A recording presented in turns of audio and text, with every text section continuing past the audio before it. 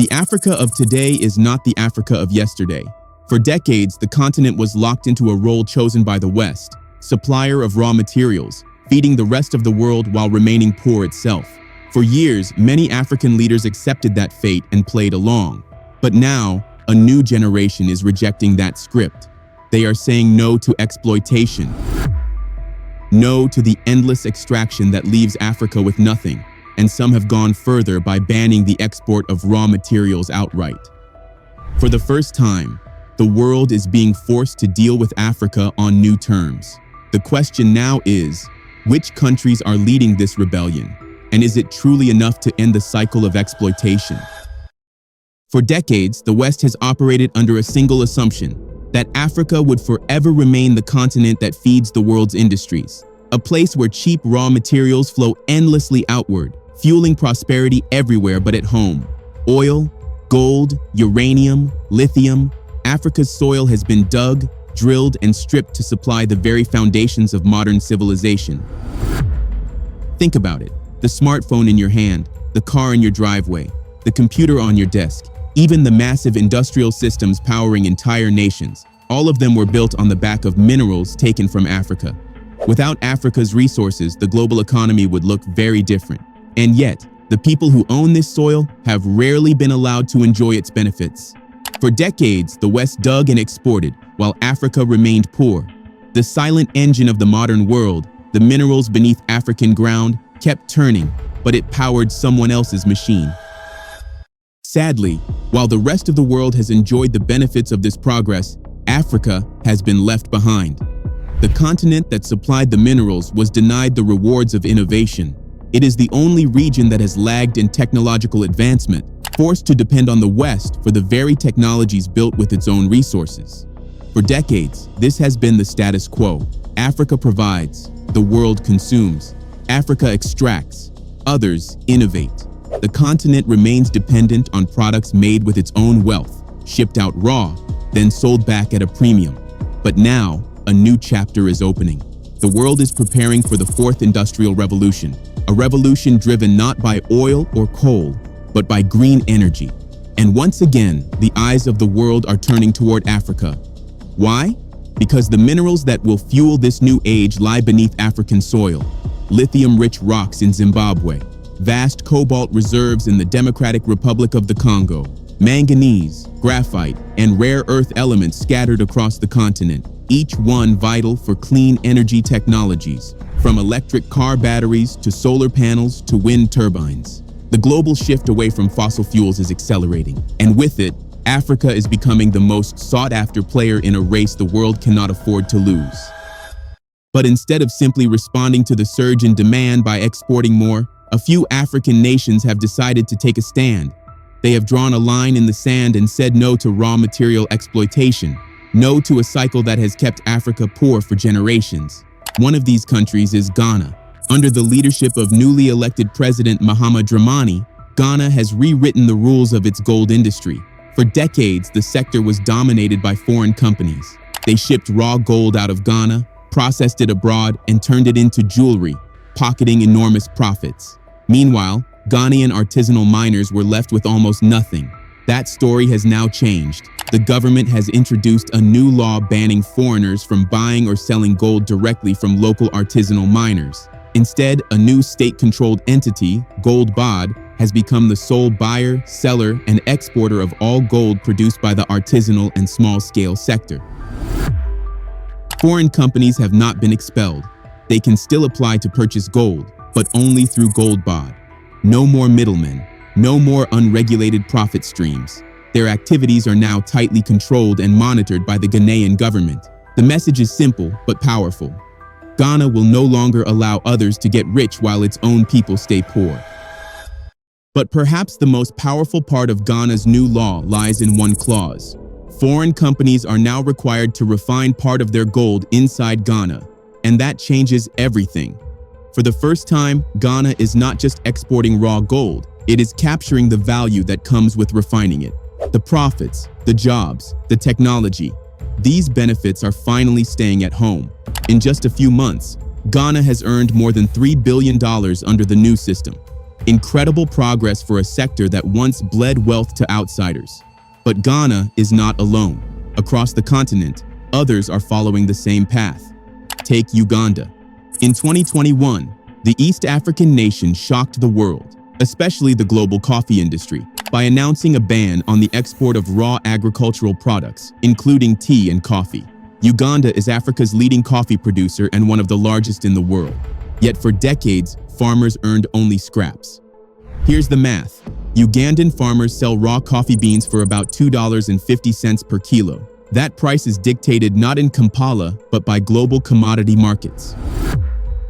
Once exported, those same beans are roasted, ground, and repackaged into instant coffee. The final product then sells for $40 or more per kilo. Think about that. The farmer who grows the coffee earns almost nothing. The real profits begin only after the beans leave Africa's soil. With the ban in place, Uganda is shifting its focus. No longer exporting raw beans, the country is now pushing processed coffee, roasted, packaged, and ready for supermarket shelves. This move is more than symbolic. It is building an entire coffee processing industry within Uganda. It is creating jobs for locals. It is fueling economic growth. For decades, Ugandan farmers did all the hard labor. They grew the beans, harvested them, and carried the burden of production. Yet the real profits went abroad. Now that story is changing. The wealth of Uganda's coffee will no longer be written in someone else's ledger, but it doesn't stop with coffee. Just months ago, President Yoweri Museveni made another bold move. He banned the export of raw iron ore. The decision came after foreign investors approached him with a familiar proposal: to dig up Uganda's vast iron ore deposits, ship them overseas, and process them into finished goods. Uganda holds millions of metric tons of high-grade iron ore beneath its soil. Properly harnessed, it could transform the nation's economy.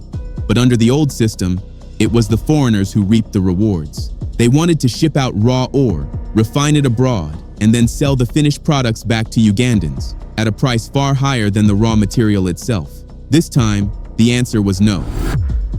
Uganda has drawn a red line. The country's resources will no longer serve as cheap giveaways to fuel the industries of others. But President Museveni refused. His answer was simple: the iron ore will remain in the ground untouched, even if it takes 2 generations. Better to wait than to watch foreigners take it all. And Uganda is not alone in this movement. The next country is Gabon. Though small in size, Gabon is rich in resources. It has oil beneath its soil, and along its vast 800-kilometer coastline, waters teeming with fish, resources that have long been the lifeline of local communities. Back in 2007, the European Union arrived in Gabon. They met with the authorities and signed what they called the Sustainable Fisheries Partnership Agreement. On paper, it sounded promising. European fishing vessels would gain access to Gabon's waters, while in return, the EU would provide financial contributions to support the development of Gabon's fishing industry. At the time, it looked like a good deal, a partnership that promised mutual benefit. But was it really? 18 years later, reality set in. The newly elected government of President Brice Nguema discovered what his predecessors had refused to see.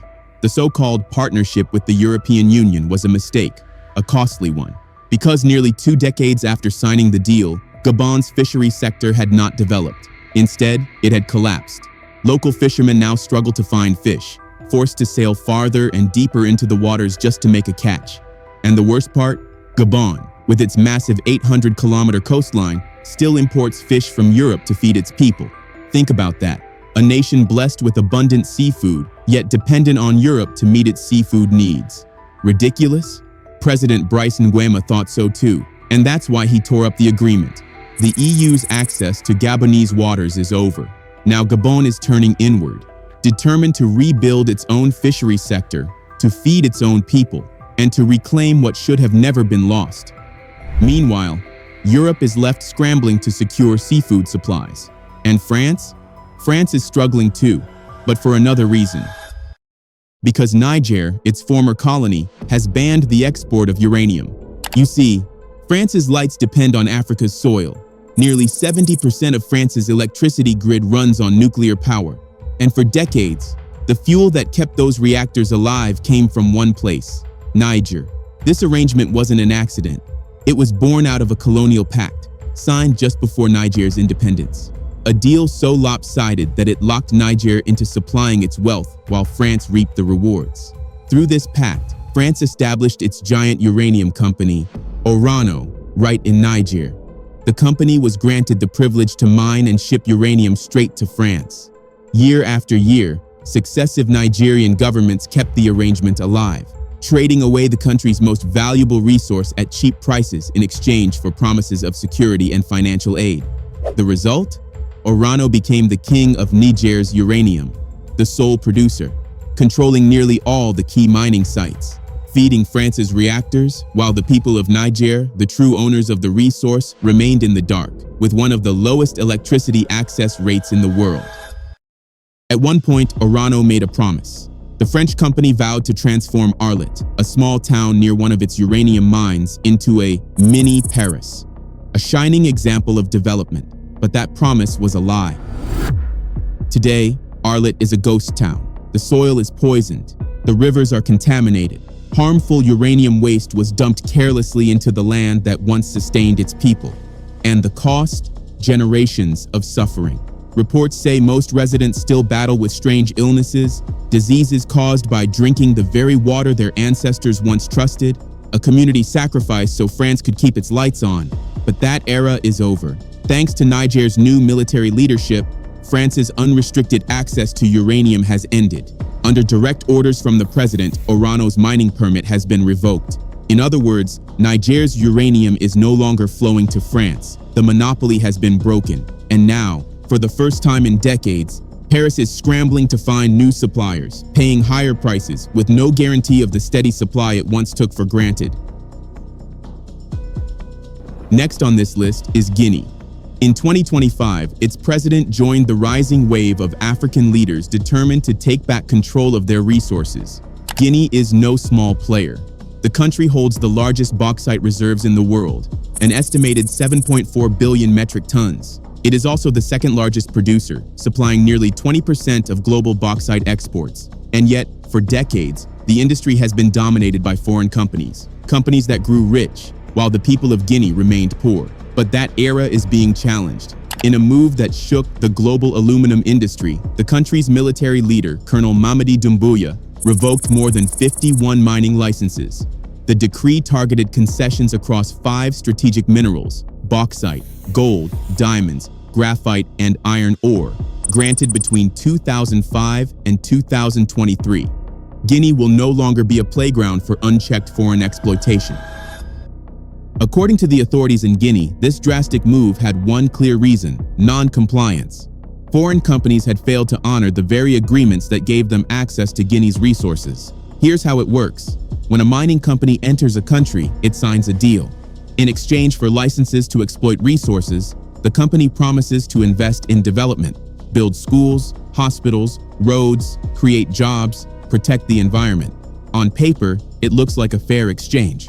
But in Guinea, those promises were broken. Most of the companies took the minerals and ignored their obligations. Communities waited for development that never came.